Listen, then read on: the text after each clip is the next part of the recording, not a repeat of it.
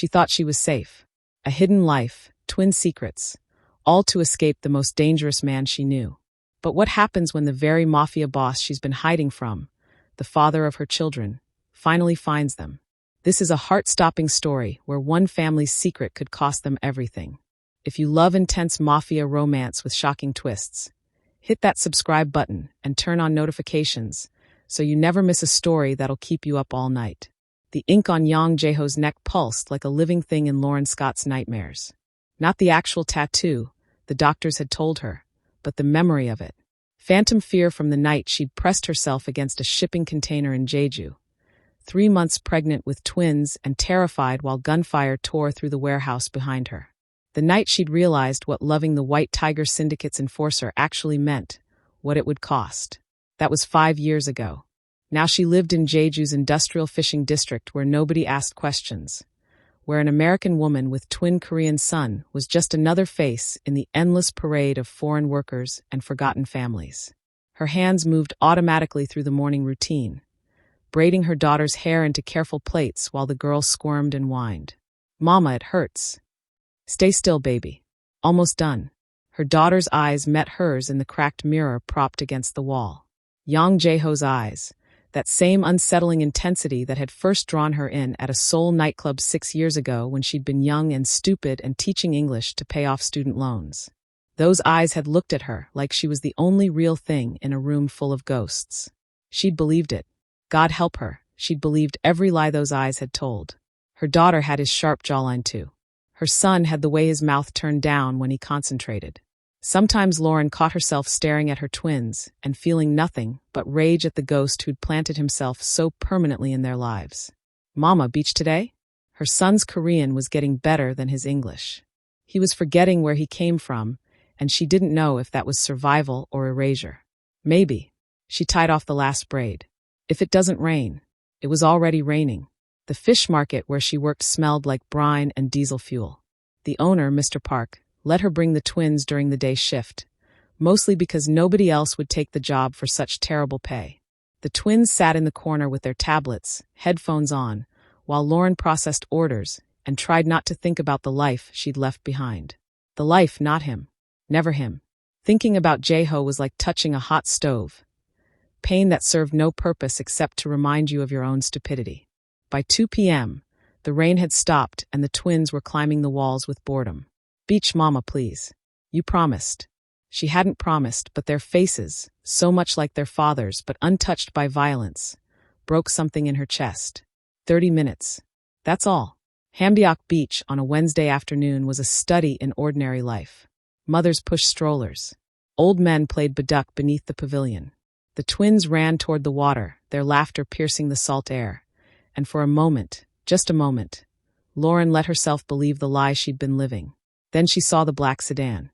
It was parked at the far end of the lot, too clean for this neighborhood, too deliberate in its placement. Her heart didn't race. It stopped entirely, a full-body recognition of danger that bypassed thought and went straight to instinct. The driver's door opened. Yang Jae-ho stepped out, and 5 years collapsed into 5 seconds. He wore a tailored black suit that didn't belong in the sand and salt spray. His hair swept back to reveal the intricate tiger tattoo that crawled up his neck, the ink that haunted her dreams. His eyes found hers across the parking lot, and she saw something she'd never expected to see in that ice-cold gaze. Recognition. Relief. Something that looked almost like tears. Her twins were still playing in the surf, oblivious.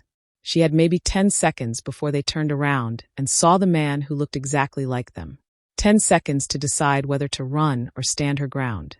Jae-ho took a step forward, hands raised in what should have been a gesture of peace, but on him looked like a threat. His lips moved, forming words she was too far away to hear, but could read in the shape of his mouth. "Lauren, please." The monster who'd executed his own cousin in front of her was begging.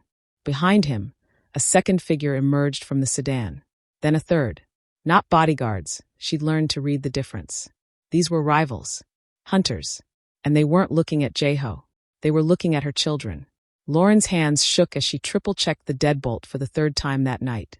The metal was cold under her fingertips, solid, real. The only thing standing between her children and the monsters she'd spent 5 years running from. Through the thin walls of their cottage, she could hear the twins breathing, synchronized even in sleep, a reminder of what she had to protect. The ritual had started the first night in Jeju. 1 lock, 2 locks, 3 locks. Then the windows, each latch tested twice. The back door, the rusted chain on the gate outside. It took 17 minutes every night, and she'd timed it obsessively, shaving off seconds where she could because 17 minutes was 17 minutes. She wasn't watching them sleep, wasn't making sure they were still breathing, still safe, still hers. Tonight felt different. The air tasted wrong, metallic and sharp like the moment before lightning strikes. She pressed her forehead against the door and closed her eyes, counting her heartbeats, trying to slow them down. You're safe. You're always safe. He'll never find you here. The lie was getting harder to believe.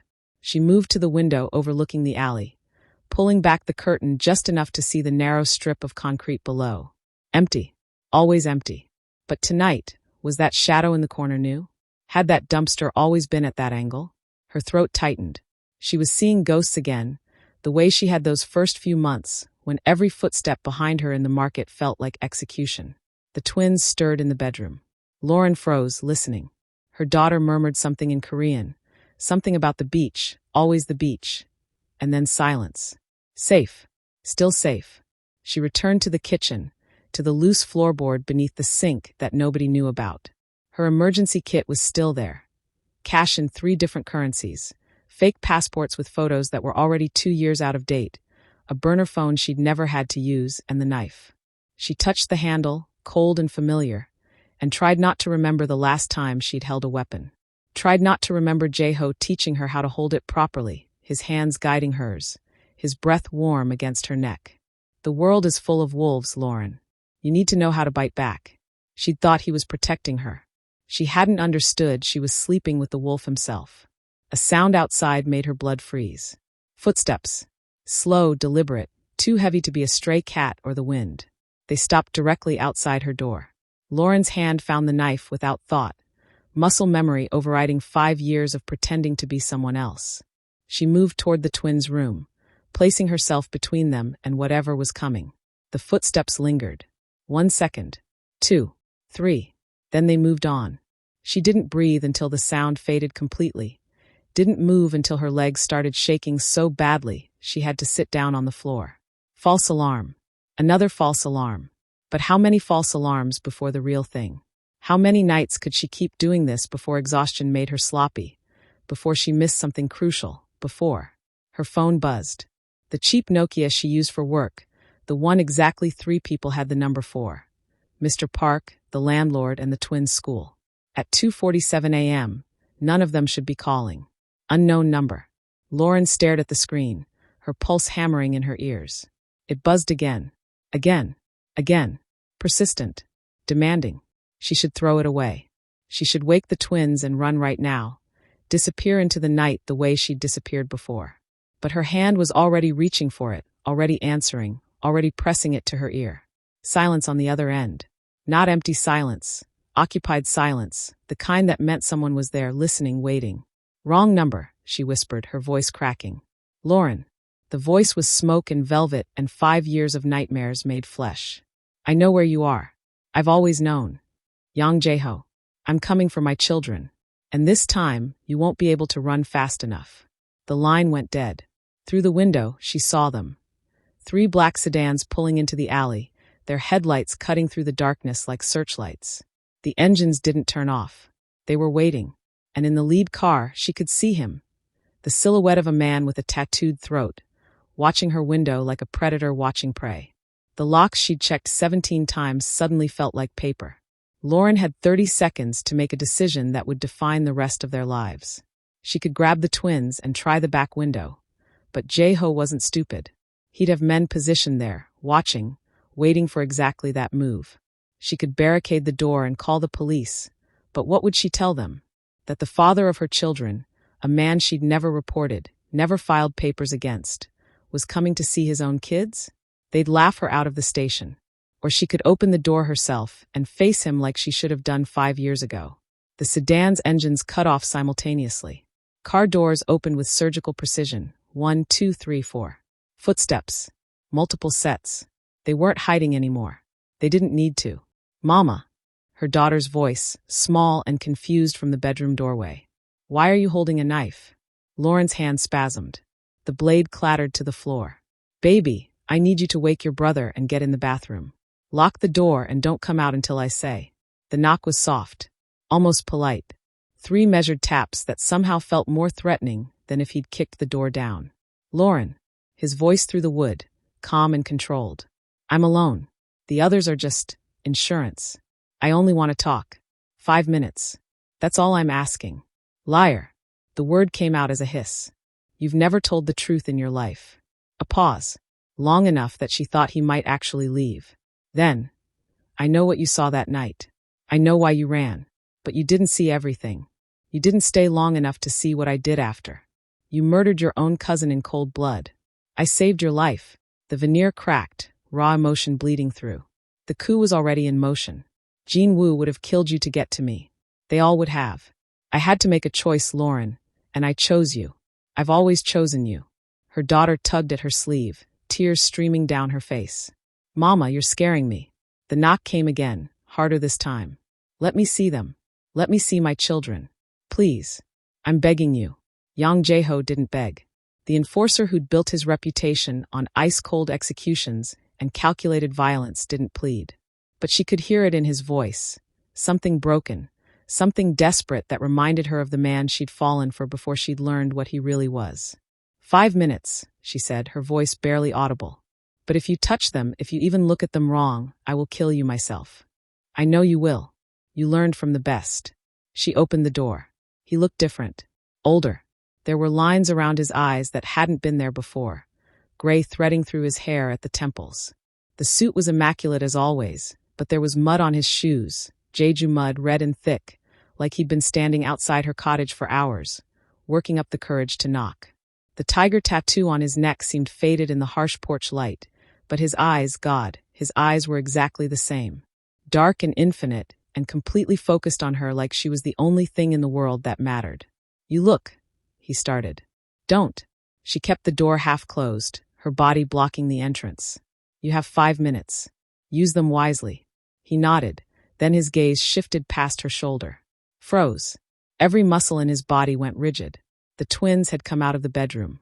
They stood in the hallway, hand in hand, staring at the stranger in the doorway with identical expressions of curiosity. Her daughter tilted her head in that way she did when she was trying to figure out a puzzle. Her son's mouth turned down at the corners, skeptical. Jae-ho's face did something Lauren had never seen before. It shattered, completely and utterly broke apart, like a man seeing salvation after years in hell. His hand came up to his mouth, trembling. They're beautiful. Lauren, there. They don't know you, she said quickly. They don't know anything about you, and that's how it's going to stay. Why does he look like us? Her son's Korean was clear, cutting. Mama, why does he have my face? Jae-ho took a step forward, not inside, just closer to the threshold. When he spoke, his voice was soft, reverent. Because I'm your. Don't you dare, Lauren snarled. But her daughter was already moving, pulling away from her brother, walking toward the door with that fearless confidence she'd inherited from the man standing in front of her. She stopped 3 feet away, studying Jae-ho with those same intense eyes, and Lauren's heart stopped beating entirely. Are you the bad man? Her daughter asked. The one Mama has nightmares about. Jae-ho's jaw clenched. Yes, I suppose I am. Then why are you crying? He was. Silent tears tracking down his face, dripping onto his expensive suit. Because I've missed so much. Because I've been looking for you for 4 years and The red dot appeared on her daughter's chest. Lauren saw it half a second before Jae-ho moved. Laser sight. Sniper. Positioned somewhere in the darkness beyond the cottage. Jae-ho's body slammed into her daughter, driving her backward into the house as the window exploded inward in a shower of glass. Lauren screamed, grabbing for her son, pulling him down as bullets tore through the walls. Jae-ho was on top of her daughter, his back to the broken window, his body a human shield. Blood bloomed across his shoulder, dark and spreading. He'd been hit, but he wasn't moving, wasn't letting go. Get them out, he roared at Lauren. The back window now. My men will cover you. Your men are trying to kill us. Not my men. He coughed, crimson spattering his lips. The Jong-ho cell. They followed me. They want your children dead, Lauren. They want the bloodline erased. Another window shattered. Her son was screaming. Her daughter was trapped beneath a wounded Yakuza boss who might be saving her life or ending it. And through the chaos, through the gunfire and broken glass and her children's terror, Lauren realized the terrible truth. Running was no longer an option. The monsters had finally found them, and the only person who could fight them off was bleeding out on her kitchen floor. 5 years ago, Lauren had pressed herself against the shipping container, 3 months pregnant and trying not to vomit from fear. Through the gap in the warehouse doors, she could see everything. Jae-ho stood over his cousin Jin-woo, gun pressed to the man's temple. No hesitation, no mercy, just cold, mechanical execution. The shot echoed through the warehouse like thunder. Jin-woo's body crumpled, and Jae-ho had looked up, looked directly at where she was hiding, and smiled. She'd run. God help her, she'd run and never looked back. That's what you remember, isn't it? Jae-ho's voice dragged her back to the present. He was slumped against her kitchen wall, blood seeping through the makeshift bandage she'd wrapped around his shoulder. The twins were huddled in the bathroom, the only room without windows. Outside, the gunfire had stopped, but Lauren could hear voices. Harsh, urgent Korean, men coordinating positions. You saw me kill him and thought I was a monster. You are a monster. She kept the gun, his gun taken from his ankle holster, pointed at his chest. Don't try to rewrite history. I'm not. He coughed, wincing. Jin-woo had a wire. FBI. He was going to bring down the entire syndicate, but not before he eliminated loose ends. You were at the top of his list, Lauren. The American teacher who'd gotten too close, who'd seen too much. I found out that morning. He was planning to make it look like a robbery gone wrong. Liar. Check his phone records. Check the ballistics. The gun I used was his. The same one he'd planned to kill you with that night. Jae-ho's eyes locked onto hers. I didn't execute my cousin. I stopped him from executing you. And then I had to make it look like a power play, like I was consolidating control, or the whole organization would have fractured and come after both of us. The smile. That terrible smile he'd given her across the warehouse. You looked right at me, she whispered. You knew I was there. I needed you to run. His voice cracked. I needed you scared enough to disappear completely, because what came next, the cleanup, the retaliation, the month of bloodshed that followed, would have killed you if you'd stayed. So I became the monster in your nightmares. I let you hate me. I let you go. Then why come for us now? Why? The bathroom door burst open. Her daughter stood there, face pale, holding her brother's hand. Mama, there's someone climbing through the window. Lauren's blood turned to ice. The bathroom window. Too small for an adult, she'd thought. She'd been wrong. A child-sized figure dropped into the hallway behind her twins. Not a child, a woman, barely 5 feet tall, holding a knife that gleamed in the dim light. She moved like liquid death, blade rising toward her daughter's exposed neck. Jae-ho was already moving, wounded shoulder forgotten, throwing himself forward. But he was too slow, too far away, and Lauren watched in horror as the blade began its descent toward her baby's throat. The gunshot was deafening in the small space. The assassin dropped, a perfect hole in her forehead. Lauren's hands were shaking so badly, she nearly dropped the gun. Her daughter was screaming. Her son was frozen in shock. And Jae-ho was staring at her with something that looked almost like pride. Now you understand, he said quietly. The wolves are already inside the house. And the only way to save our children is together. Outside, car engines roared to life. More of them. Many more. The Jong-ho cell wasn't retreating. They were regrouping. And this time, they wouldn't make the mistake of sending just one killer. The armored SUV smelled like leather and gun oil. Lauren sat in the back with the twins pressed against her sides, their small bodies trembling despite the heated seats and soft blankets Jae-ho's men had provided. Her daughter kept touching the butterfly bandage on her cheek, a gift from the flying glass, like she couldn't quite believe it was real. Her son hadn't spoken since they'd left the cottage, since they'd left the body. The facility is 20 minutes outside the city, Jae-ho said from the front passenger seat. His shoulder was properly bandaged now, done by a medic who'd appeared out of nowhere and disappeared just as quickly. Underground bunker. Reinforced walls. Enough supplies for 6 months if necessary. You'll be safe there while I handle the cell. Handle them how? Lauren's voice was flat, emotionless. She'd gone numb somewhere between shooting a woman in the head and watching Jae-ho's men wrap the body in plastic sheeting. However I need to. He turned to look at her, and in the dim light of the passing street lamps, she could see the violence lurking behind his eyes. The real man. The one she'd been running from. They broke the treaty by targeting civilians. By targeting children. That means I have carte blanche to respond. Meaning more bodies. Meaning their bodies. He said it without inflection, like he was discussing the weather. Every single person who knew about this location. Every single person who gave the order. Every single person who looked the other way. I'm going to burn the Jong-ho cell to ash, Lauren, and I'm going to make sure everyone in the syndicate knows exactly why. Her son flinched. Jae-ho noticed, and something flickered across his face. Regret, maybe, or shame. He started to say something, then caught himself, turning back to face forward. The driver, a massive Korean man with scars on his knuckles, met Lauren's eyes in the rearview mirror. His expression was carefully neutral, but she'd learned to read men like him during her time with Jae-ho. This one was nervous. His gaze kept flicking to the side mirrors, lingering too long. They were being followed. Lauren shifted slightly, angling herself to see out the back window without being obvious. 3 cars back, a dark sedan maintained perfect distance. Professional. Not close enough to seem threatening, not far enough to lose them. When their SUV changed lanes, the sedan changed 30 seconds later. When they slowed for a light, the sedan slowed too. Jae-ho, she said quietly. The gray sedan. 3 cars back. He didn't turn around, but she saw his shoulders tense. I see it. Yours. No. The driver's hands tightened on the wheel. Boss, there's another one. Black Mercedes. Just merged in behind us. And a motorcycle. The bodyguard in the back row added, his voice grim. Pulled out of that side street 2 blocks ago. They're boxing us in. Jae-ho pulled out his phone, fingers flying across the screen. How many men do we have at the facility? 6, sir. But if they know about the facility, then we don't go to the facility.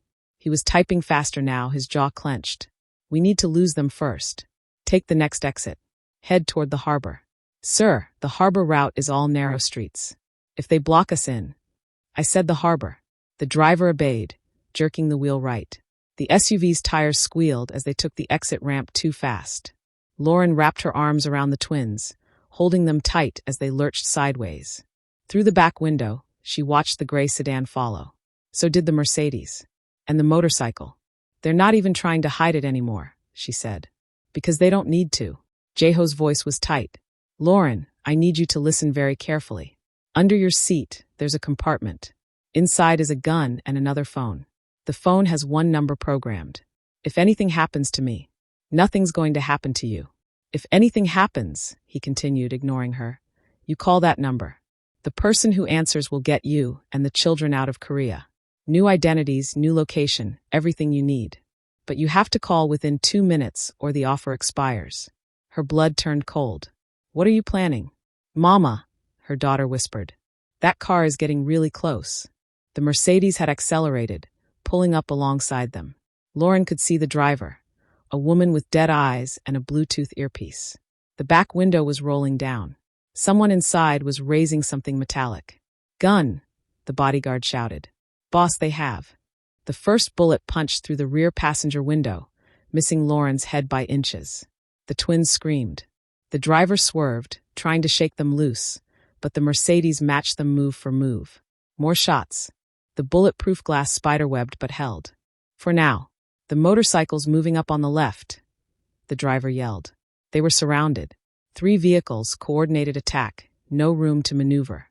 The harbor warehouses loomed ahead, industrial and abandoned, perfect for an ambush.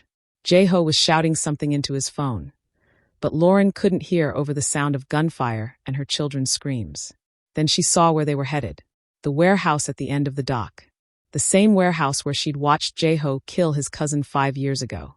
Where this nightmare had started. You're taking us to a trap, she breathed. I'm taking us to the only place where I have leverage. He finally turned to look at her fully, and his eyes were wild, desperate. I made a deal, Lauren. A deal to keep you safe. But I need you to trust me for the next 5 minutes. Can you do that? What kind of deal? The SUV crashed through the warehouse's loading dock door, wood splintering around them. Inside was darkness and the smell of salt water and rust. And waiting in that darkness, illuminated by a single hanging work light, was a figure Lauren recognized, the head of the Yang Jae-ho cell himself. Surrounded by at least 20 armed men, all weapons trained on their vehicle. Jae-ho had driven them straight into an execution. "What the hell did you do?" Lauren's voice cracked. Behind them, the Mercedes and the sedan blocked the only exit.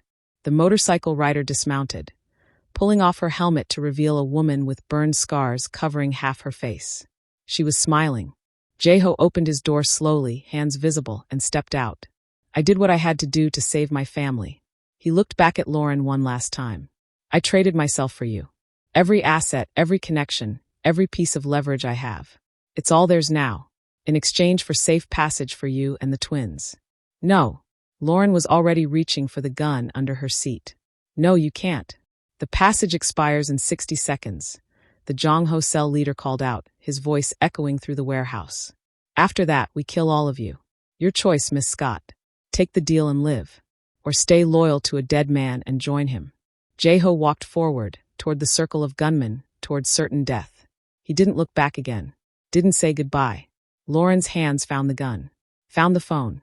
Her twins were crying, begging her to do something. But what could she do? Run and let their father die? Stay and watch them all get slaughtered? 40 seconds, the cell leader said. The twins. She had to think of the twins. That's what Jae-ho wanted. That's why he was doing this. She reached for the door handle. Then she saw it. The slight shift in Jae-ho's stance, the way his hand moved almost imperceptibly toward his belt. The ghost of a smile on his lips. He wasn't surrendering. He was positioning. And she realized with absolute horror that Jae-ho had rigged the entire warehouse to explode, with himself and everyone else inside it, including the only exit she had to escape through. "Get down!" Lauren screamed, throwing herself over the twins as the warehouse erupted in flames. Jae-ho had detonated something. Not the whole building, just enough to create chaos. Fire bloomed across the ceiling, raining burning debris onto the Yang Jae-ho cell gunmen.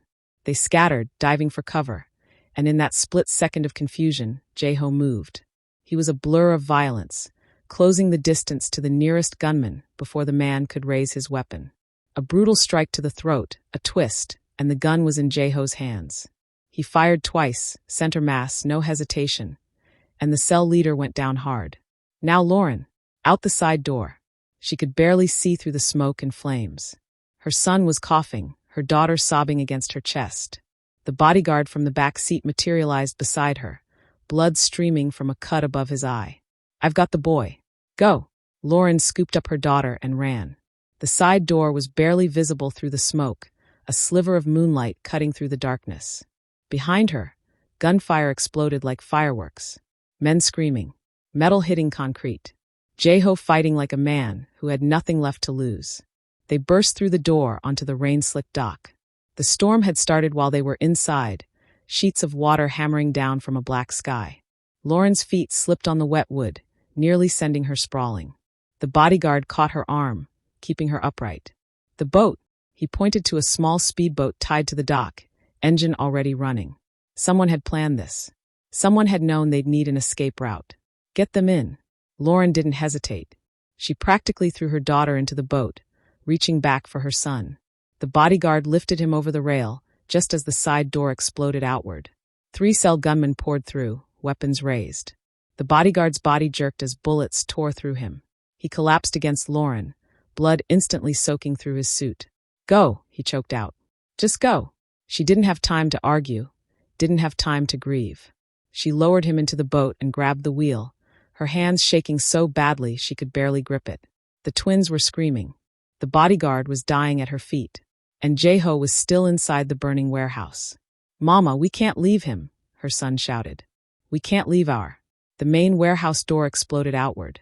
Jae-ho stumbled through, firing behind him as he ran. His shoulder wound had reopened, blood streaming down his arm. His suit was scorched, his face covered in soot and blood. He looked like death running on fumes. "Start the engine," he roared. Lauren's hands found the throttle. The boat lurched forward just as Jae-ho reached the edge of the dock. He jumped, his body slamming into the side of the boat with a sickening crunch. Lauren grabbed his jacket, hauling him over the rail with strength she didn't know she had. He collapsed onto the deck, gasping, as bullets pinged off the metal hull. She opened the throttle fully. The speedboat shot forward into the darkness, leaving the burning warehouse and the gunman and the dying bodyguard behind. Rain lashed her face, cold and brutal. The harbor was a maze of shipping containers and cranes, barely visible in the storm. She had no idea where she was going. Left, Jae-ho shouted over the wind and rain. Hard left or you'll hit the... A shipping container loomed out of the darkness. Lauren yanked the wheel. They missed it by inches, the boat's hull scraping against metal with a sound like tearing flesh. Her daughter was crying hysterically. Her son had his arms wrapped around the dying bodyguard, trying to stop the bleeding with his small hands. Mama, he's not breathing right. I know, baby, I know. Lauren's voice cracked. She had no medical training, no idea how to save a man with 3 bullet wounds in his chest. She could barely see through the rain and darkness, could barely keep the boat from smashing into the maze of obstacles around them.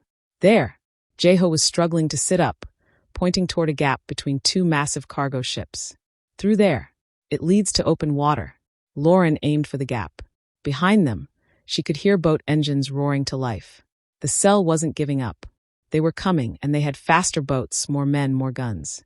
The speedboat shot through the gap into choppy open water. Waves crashed over the bow, soaking them all. The bodyguard convulsed once, twice, then went still. Her son's face crumpled. Jae-ho, Lauren said, her voice barely audible over the storm. I can't do this. I can't. You can. He crawled toward her, leaving a trail of blood across the deck. You just killed 6 men and navigated a harbor in a typhoon. You can do anything. I didn't kill anyone, you. The warehouse. You saw the detonator on my belt, and you didn't run. You covered our children and waited for the explosion. That's not the same woman who ran 5 years ago. He pulled himself up beside her, his good hand covering hers on the wheel. You're a mother now. You're a warrior. His eyes went wide. He looked down at his chest, where red was blooming through his shirt. Not from the shoulder wound. Something new. Something worse. Jae-ho. Lauren's hands left the wheel, reaching for him. Stray bullet, he said calmly, almost conversationally. Must have hit when I jumped. Didn't feel it until now. He coughed and blood flecked his lips. That's not good. He collapsed against her, his weight nearly pulling them both down. The boat spun, out of control. The twins were screaming. The cell's boats were getting closer, their searchlights cutting through the rain. Lauren had seconds to decide.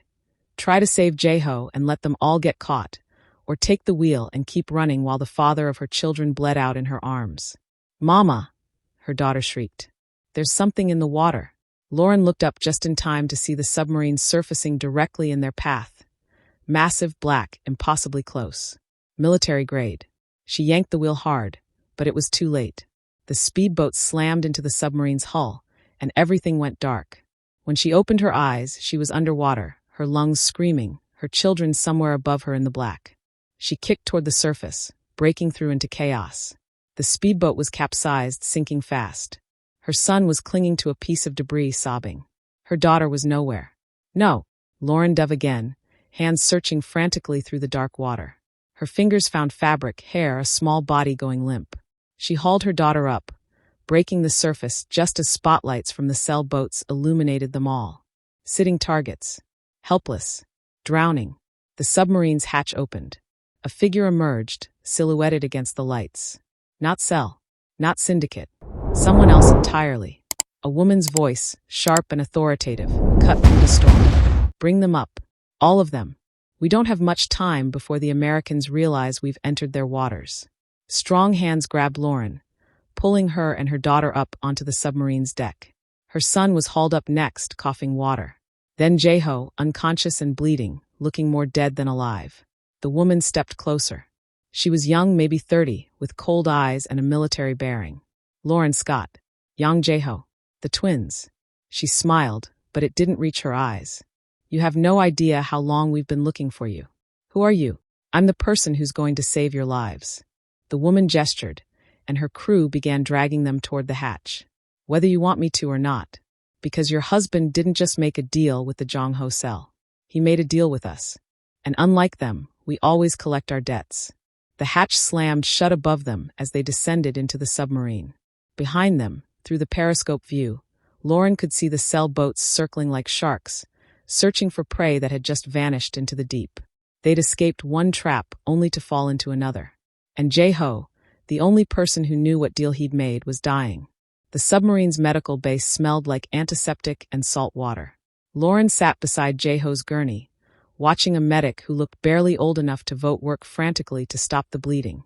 Her twins were wrapped in thermal blankets in the corner, silent and hollow-eyed. They'd seen too much, survived too much, and it still wasn't over. "He's lost a lot of blood," the medic said, not looking up from his work. "I've stabilized him for now, but he needs a real hospital. Surgery. We're not equipped for. Do what you can." The woman from the deck, she'd introduced herself as Commander Park, stood in the doorway with her arms crossed. "He stays alive until we reach the rendezvous point. After that, it's not my problem." "What rendezvous point?" Lauren's voice was hoarse from screaming, from swallowing seawater, from holding back tears. "Who are you people?" "South Korean Naval Intelligence. Your boyfriend was one of our assets." The words didn't make sense. Lauren looked down at Jae-ho, at the tattoos that marked him as syndicate, at the blood that proved he'd killed for them. "That's impossible. He's been feeding us information for 6 years. Commander Park's expression was unreadable. "How do you think we've taken down 3 major trafficking rings and intercepted 2 weapons shipments in the last 18 months? Yang Jae-ho has been bleeding the White Tiger Syndicate dry from the inside, and they never even suspected." Lauren's world tilted sideways. 6 years. That meant, before you even met him, Park confirmed, reading her face. "He was ours first. The relationship with you was supposed to be cover, but then you actually got pregnant, and everything got complicated." "Mama," her son's small voice cut through the fog. "Is Papa going to die?" "Papa." He'd said Papa. Her son, who'd never known his father, who'd been raised on stories of a ghost, had just claimed him. And Jae-ho, unconscious and dying, couldn't even hear it. "No," Lauren said, the word coming out harder than she intended. "No, he's not." Jae-ho's eyes fluttered open. Unfocused, pain-glazed, but aware. His hand moved weakly, reaching for something. Lauren caught it, her fingers intertwining with his blood-slicked ones. "Lauren," he rasped. "The twins. They're safe. We're all safe." "No." He coughed, crimson bubbling at his lips. "Not yet. Need to tell you." Commander Park stepped closer. "Save your strength, Yang. We can debrief later." "No later." His grip on Lauren's hand tightened with surprising strength. "She needs to know. They all need to know what I did." His eyes found Lauren's, and in them she saw something beyond pain, beyond fear. Resignation. "I poisoned it. All of it." "Poisoned what?" "The syndicate." His breathing was labored, each word costing him. "Every account. Every contact. Every piece of leverage and blackmail material I had access to. I've been systematically destroying it for the past year. Feeding fake intelligence to our allies. Redirecting money to shell corporations that naval intelligence controls. Making deals that looked profitable but were actually designed to expose our operations to law enforcement." Lauren's mouth went dry. "Jae-ho, what did you do?" "What I had to." Blood trickled from the corner of his mouth. "When I found out you were pregnant, I realized I couldn't do this anymore. Couldn't raise children in this world. So I made a deal with Commander Park. I'd dismantle the syndicate from within in exchange for immunity and protection for my family. New identities. New lives. Clean slate. But you let me run. You let me spend 5 years. Because they were watching you." His voice cracked. "The syndicate, the cell, everyone. They knew you'd gotten close to me, knew about the pregnancy. If I'd tried to extract you immediately, they would have known something was wrong. So I let you disappear. Monitored you from a distance. Kept you safe while I finished the job." Commander Park's jaw was tight. "What he's not telling you is that he accelerated the timeline. We had a 10-year plan. He compressed it to 4 years and put himself in the crosshairs of every criminal organization in East Asia. The Jong-ho cell found out," Jae-ho continued, his voice getting weaker. 3 weeks ago. They discovered the financial discrepancies. Started connecting dots. That's when I knew I had to move, had to get to you before they did. But I was too late. They were already tracking me, using me as bait to find you and the twins. "The deal you made in the warehouse," Lauren breathed. "You weren't trading yourself for our freedom. You were. Buying time for extraction." He smiled, and it was the saddest thing Lauren had ever seen. The explosion, the chase, all of it was choreographed with naval intelligence. We needed the cell to think they'd won, to commit their full resources to one location so Commander Park's team could document everything. Names, faces, operational hierarchy. Everything we need to destroy them permanently. You used us as bait. The words came out flat, emotionless. I used myself as bait. You were collateral I was willing to sacrifice everything to protect. His eyes moved to the twins, drinking them in like a man dying of thirst. I've destroyed my entire world for you three. Burned every bridge. Betrayed every oath. When word gets out what I've done, there won't be a place on earth I can hide. Every criminal organization from Seoul to Sicily will want me dead. The medic cursed. His blood pressure's dropping. I need to. Not done. Jae-ho's grip on Lauren's hand was weakening. The submarine. It's not taking us to safety. It's taking us to a black site where I'll be debriefed and then disappeared into witness protection. But you and the twins, you can still get out. Clean passports, money, a life in America or Canada or wherever you want. Away from all this. Without you. Without me, he agreed. Because I'm the liability. I'm the reason they'll never stop hunting. But if I'm gone, if I just vanish, you and the children can have normal lives. Real lives. No. Her son's voice stronger now. He'd moved from the corner, was standing beside the gurney looking down at the father he'd just met. No, you can't leave. You just got here. I'm sorry. Jae-ho's voice broke. I'm so sorry I can't. The submarine lurched violently. Alarms screamed. Red emergency lights flooded the medical bay. Commander Park's radio crackled. Contact. Multiple vessels converging on our position. Depth charges in the water. How? Park demanded. How did they find us? Lauren's blood turned to ice as she remembered. The bodyguard. The dying bodyguard they'd left on the speedboat. The man who'd worked for Jae-ho, who'd had access to everything. He wasn't dead, she whispered. The bodyguard. He was still alive when we left him, and he had a radio. He was Sel, Jae-ho said, comprehension and horror flooding his face. He was Sel the whole time. I brought a traitor into my inner circle, and he's been reporting our position. The depth charge exploded close enough to shake the entire submarine. The lights flickered. The medic stumbled. Medical equipment crashed to the floor. Commander Park was already moving toward the door. We need to dive. Now. Get to depth before. We can't. The voice crackled over the intercom. The submarine's captain, urgent and terrified. There's a net. They've dropped a net over us. We're trapped. Another explosion. Closer this time. The hull groaned under the pressure. How long before they breach? Park demanded. Minutes. Maybe less. They're not trying to sink us. They're trying to force us to surface. Lauren understood with horrible clarity. The cell didn't want them dead. They wanted them captured. Wanted to make an example of the family that had dared to betray the syndicate. Wanted to show the criminal underworld what happened to traitors. Jae-ho was trying to sit up, failing, his face gray with pain and blood loss. Lauren, listen to me. There's an escape pod. Port side. Takes 4 people. You and the twins and Commander Park. I'm not leaving you. You have to. For them. He gestured weakly at their children, who were clinging to each other as the submarine shook. They need their mother. They don't need. They need their father too. The words came out fierce, final. You don't get to sacrifice yourself and make it heroic. You don't get to disappear after blowing up our lives. You made me a promise 6 years ago in that nightclub. You said you'd never let me face the wolves alone. Lauren, so get up. She grabbed his hand, pulling him upright even as he gasped in pain. Get up and be the man you promised to be. Be their father. Be my. The hull ruptured with a sound like the end of the world. Water began pouring in, cold and violent and unstoppable. Commander Park was screaming into her radio. The twins were screaming for their mother. The medic was swept away by the initial rush. And Jae-ho, bleeding and broken, wrapped his arms around Lauren and their children as the submarine began its final descent into darkness. Above them, through the breach, Lauren could see shapes moving. Divers. Coming down. Coming for them. The cell had won. The escape pod was never meant to hold 5 people. Commander Park had shoved them all inside.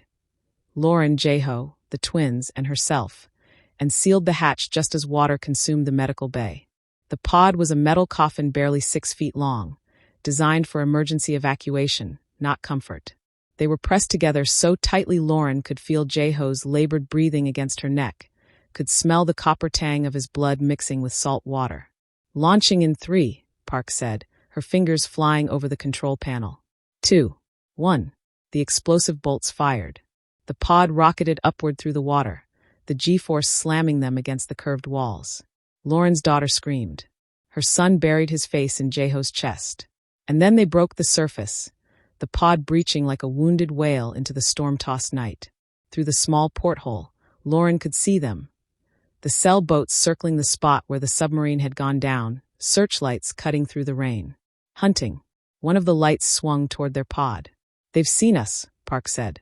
She was already working the manual controls, trying to activate the pod's small motor. "We've got maybe 90 seconds before." A spotlight pinned them. Then another. The cell boats were turning, engines roaring, closing the distance. "There!" Jae-ho's voice was weak but urgent. He pointed through the porthole at a shape emerging from the darkness. A cargo ship, massive and rusty, cutting through the waves. "That's ours. Naval Intelligence contracted it last month as a backup extraction point. That ship is 200 meters away and we have no engine." Park slammed her fist against the control panel. The launch damaged the propulsion system. "We're dead in the water." The cell boats were 50 meters out. 40. Lauren could see men on the decks, weapons raised. They weren't going to make it.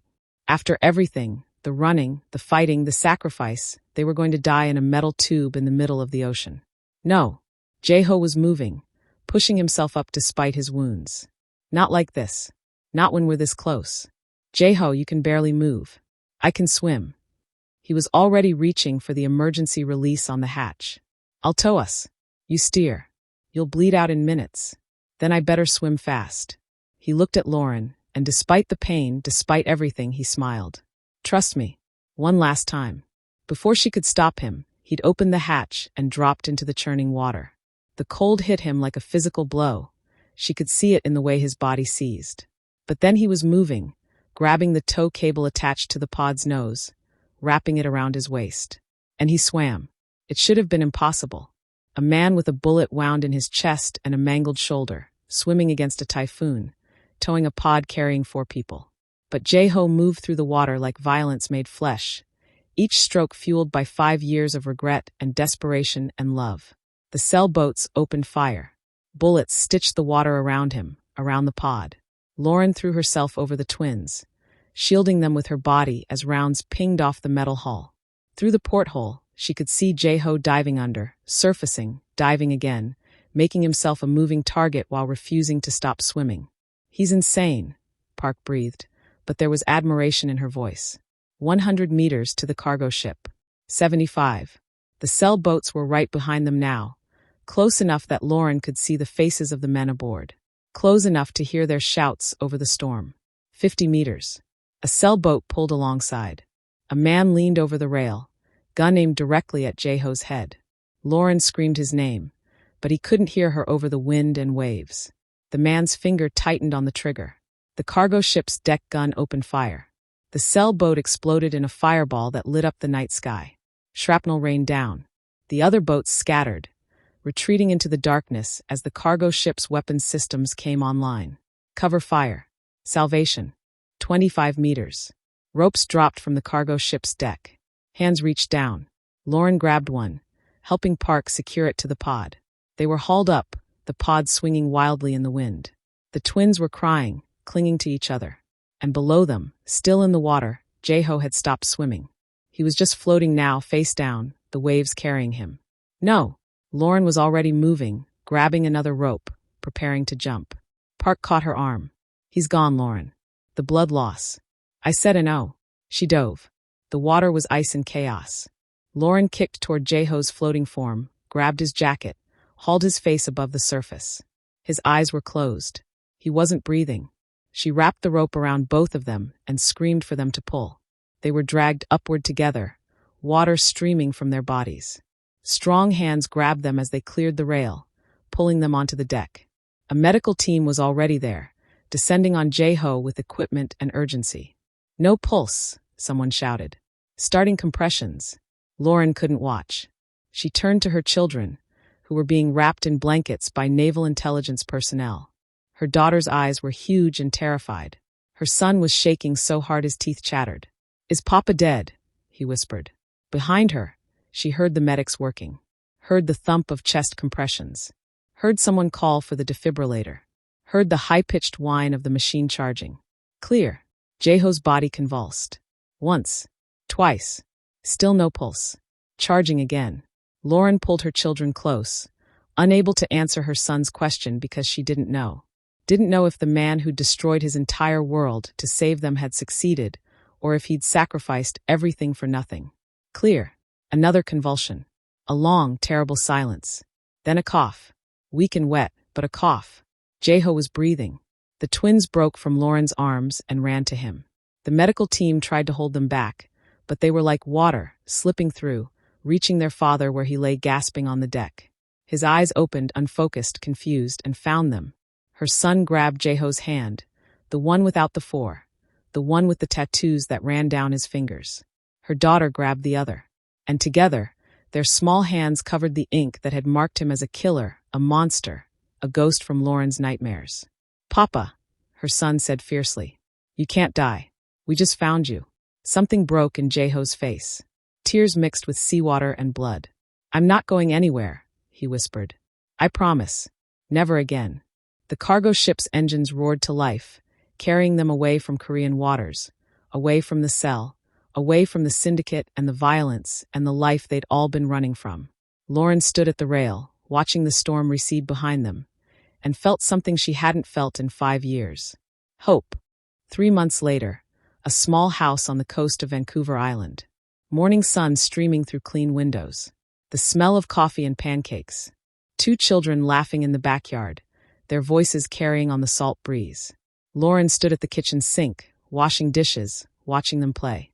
Her daughter had started school and was already making friends. Her son had joined a soccer team. Normal things. Safe things. Jae-ho appeared beside her, moving slowly. His wounds had healed, but the scars would last forever. He slipped an arm around her waist, resting his chin on her shoulder. The tattoos on his neck were faded now, the tiger's stripes blurred by time and new skin grafts. "Do you think they're really gone?" she asked quietly. "The cell, the syndicate, all of them?" Naval intelligence dismantled 90% of the organization. The rest scattered. He paused. "But there's always someone, Lauren. Always someone with a grudge or a vendetta or just a long memory." She should have been terrified. Should have started planning their next escape, their next identity. But instead, she just held his hand, the one their son had covered on the ship's deck, and squeezed. "Then we'll deal with them together." "Together," he agreed. Through the window, Lauren watched their children play, watched the sun sparkle on the ocean, watched the world continue turning. And for the first time in 5 years, she let herself believe the lie that they might actually be safe. Her phone buzzed. Unknown number.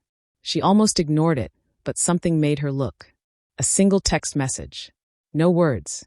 Just a photo. It was their house. This house. Taken from across the street. This morning. And in the corner of the image, barely visible in the shadows, was a figure with a camera. Watching. Waiting. Lauren's blood turned to ice. Jae-ho saw her face, saw the phone, and his entire body went rigid. "Get the children," he said, his voice deadly calm. "Get them now." But when Lauren turned to call them inside, the backyard was empty. The swings moved gently in the breeze. Her children were gone. If you loved this intense story of sacrifice, love, and survival, don't forget to like and subscribe for more emotional roller coasters that'll keep you on the edge of your seat. Drop a comment below. Do you think Jae-ho and Lauren can survive what's coming next? Thanks so much for watching, and I'll see you in the next story.